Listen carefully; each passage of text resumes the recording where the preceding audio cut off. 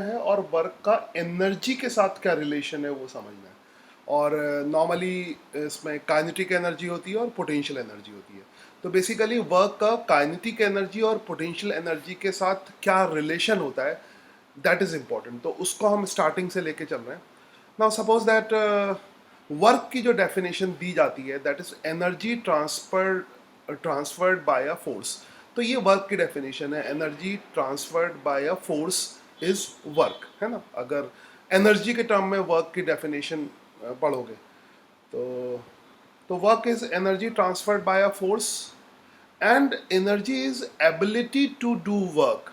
Ability to do work. अब ये अजीब सा है, एक की डेफिनेशन हम दूसरे के टर्म में दे रहे हैं। वर्क की डेफिनेशन दे रहे हैं energy transferred by a force, और एनर्जी की डेफिनेशन दे रहे हैं एबिलिटी टू डू वर्क। इसका मतलब साफ है कि ये क्लोजली रिलेटेड है आपस में, है ना। एक के टर्म को दूसरे से डिफाइन कर सकते हैं, दूसरे को पहले से डिफाइन कर सकते हैं। तो ये सब एक्चुअल चक्कर क्या है इसको समझने की कोशिश करो। Work is simple definition force into distance होती है, displacement, sorry, force into displacement work की सिंपल डेफिनेशन है। वर्क डन में फोर्स और डिस्प्लेसमेंट लेंगे। ये डेफिनेशन डॉट प्रोडक्ट के टर्म में भी होती है, ये डेफिनेशन डॉट प्रोडक्ट के टर्म में भी होती है, जिसको हम डॉट प्रोडक्ट के साथ देखेंगे। अगर कोई डाउट हो तो आज बोल दो, टीवी का स्क्रीन दूर रखा हुआ है तो मैं इतनी दूर पढ़ नहीं पा रहा हूँ, तो you can ask any doubt, और इसमें सुनाई नहीं देगा, ठीक है। Work done is equal to force into displacement. तो पहले हम बहुत सिंपल वाली डेफिनेशन लेते हैं, डॉट प्रोडक्ट वाली डेफिनेशन नहीं लेते हैं, वो थोड़ी देर में लेंगे वेक्टर के फॉर्म में, सिंपल फॉर्म में, कि फोर्स अगर लग रहा है और डिस्प्लेसमेंट भी हो रहा है तो भी वर्क डन होगा। तो अगर किसी जगह पे फोर्स लग रहा है और अगर उसका डिस्प्लेसमेंट नहीं हो रहा है तो वर्क डन नहीं होगा, ठीक है। यानी इसका मतलब एनर्जी का ट्रांसफर तभी होगा जब फोर्स लगा के डिस्प्लेसमेंट होगा। जैसे सिंपल सा अगर एग्जांपल दूं कि अगर तुम कार को धक्का दे रहे हो, कोई कार खराब हो चुकी है और उसको तुम उसका इंजन खराब हो चुका है और कार के ड्राइवर ने बोला है कि हमारी कार को धक्का दो स्टार्ट करने के लिए, तो जब तक तुम कार को धक्का दोगे और कार चलेगी नहीं तो वर्क डन नहीं होगा। भले ही तुम कितनी भी तेज धक्का दो, अगर कार चल नहीं रही है, कार का कोई डिस्प्लेसमेंट नहीं हो रहा है, तो वर्क डन नहीं होगा। वर्क डन तभी होगा जब कार का डिस्प्लेसमेंट होगा, यानी फोर्स लगाओगे और डिस्प्लेसमेंट होगा। इसको ऐसे भी समझ सकते हो कि वर्क तभी होगा जब तुम कुछ एनर्जी ट्रांसफर करोगे। तो खाली फोर्स लगा के कभी भी एनर्जी ट्रांसफर नहीं होती है। या सिंपल अगर कार खड़ी है और उसको तुमने फोर्स लगाया और कार आगे नहीं चल रही है तो तुम थकोगे नहीं।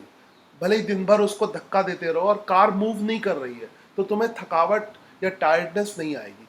टायर्ड तुम तभी होगे जब तुम धक्का दोगे और कार आगे बढ़ेगी, है ना। कार आगे, कार को धकेलते जाओगे, धक्का देते जाओगे, तब तुम टायर्ड होगे, ठीक है। तो टायर्ड होने के लिए फोर्स लगाने के बाद कार का डिस्प्लेसमेंट जरूरी है। तो वर्क के लिए डिस्प्लेसमेंट बहुत ज़रूरी है।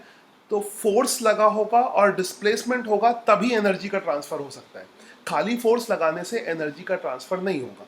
तो ये बात तुम्हें समझनी होगी कि work done is equal to force into displacement क्यों है ना। क्योंकि जब भी तुम फोर्स लगाओगे और जब डिस्प्लेसमेंट होगा तब एनर्जी ट्रांसफ़र होगी, अदरवाइज एनर्जी ट्रांसफ़र नहीं होगी। तो एक बेसिक डेफिनेशन है और एनर्जी के साथ कनेक्टेड है। अभी हम इसको रीएनालाइज करेंगे।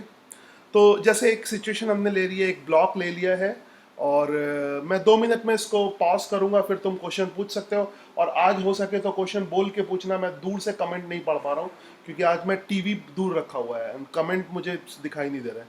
तो यू कैन स्पीक, या दूसरे का कोई ऋषभ उसके कमेंट पूछ के जो है सवाल पूछ लेगा, मगर इसके एंड होने के बाद, है ना, इसको एंड होने के बाद। खैर, तो 10 न्यूटन का मैं फोर्स लगाता हूँ और 7 मीटर इसका डिस्प्लेसमेंट होता है।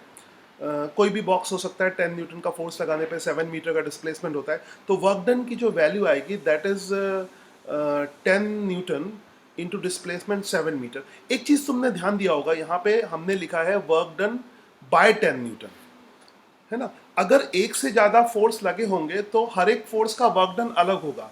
तो अक्सर जब हम वर्क डन फाइंड करते हैं तो उस फोर्स का नाम भी लिख देते हैं, ये किसका वर्क डन है, 10 न्यूटन का वर्क डन है ना, उस फोर्स का। अभी यहाँ पे बहुत सारे फोर्स है, तुम्हें पता है mg भी यहाँ पे नॉर्मल रिएक्शन है, तो किस फोर्स का वर्क डन है।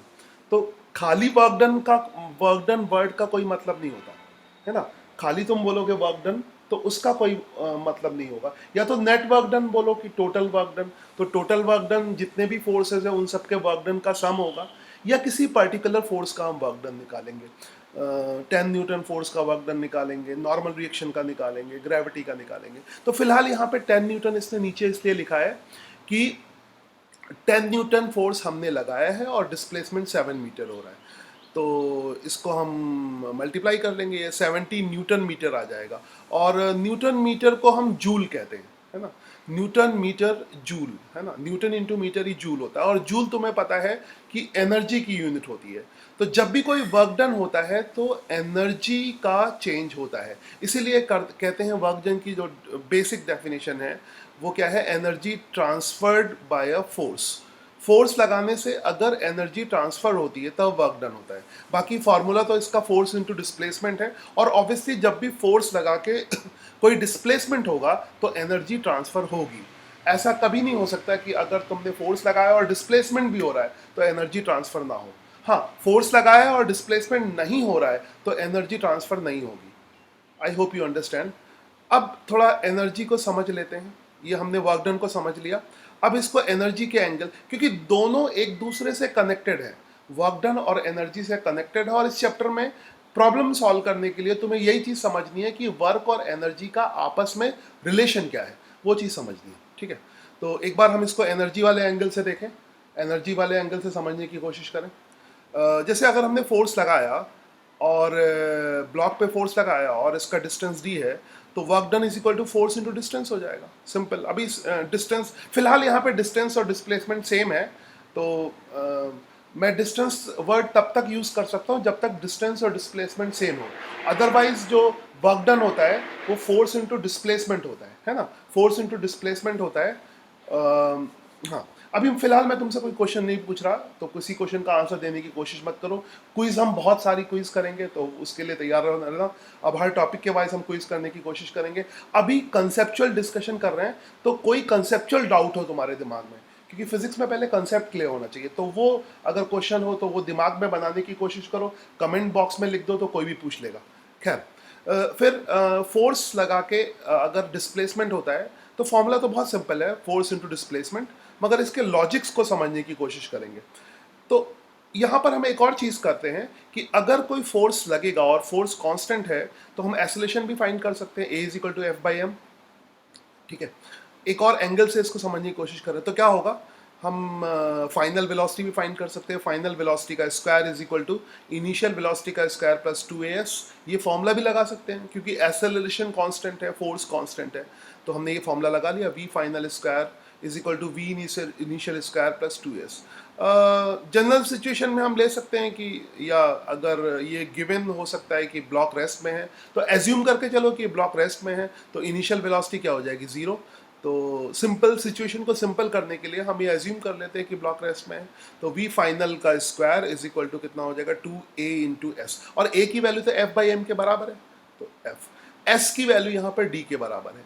तो इसको जब हमने थोड़ा सा रीअरेंज किया तो final velocity is equal to आ गया 2f into d by m, f by m into d, है ना, और f into d work done के बराबर हो गया। ठीक है, f into d work done के बराबर हो गया, तो वर्क डन से इसको एक वेलोसिटी मिल गई है। जब वर्क डन हुआ है तब एक वेलोसिटी मिल गई है ना। फाइनल वेलोसिटी का स्क्वायर कितना हो गया, 2f इंटू डी।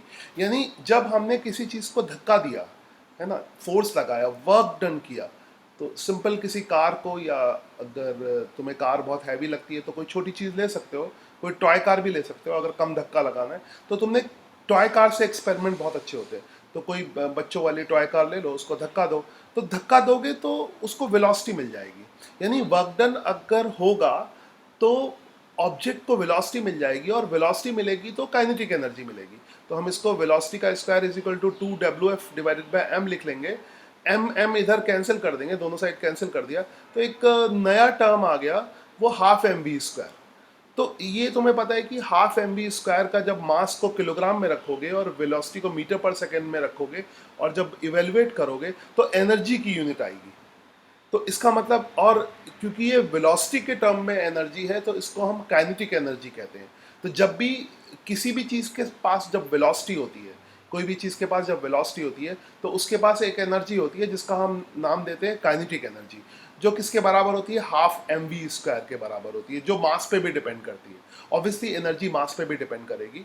और यहाँ से एनर्जी को अगर डिफाइन करना है, अब पूछो कि एनर्जी की बेसिक डेफिनेशन क्या है, तो एनर्जी की बेसिक डेफिनेशन वर्क है ना। जो भी वर्क डन हुआ है वो एनर्जी में खर्च हुआ है, काइनेटिक एनर्जी।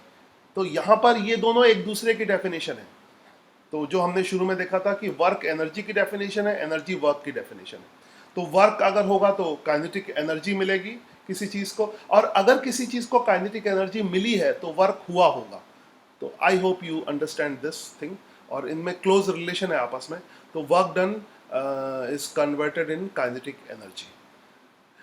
ठीक है, तो वर्क डन और काइनेटिक एनर्जी का ये रिलेशन हमने देख लिया यहाँ पर, और मैथमेटिकली इसको प्रूव कर लिया। तो ये पहला डिस्कशन फिनिश हुआ है, जहाँ पर हमने वर्क डन और काइनेटिक एनर्जी का रिलेशन निकाला और डेफिनेशन को समझने की कोशिश की।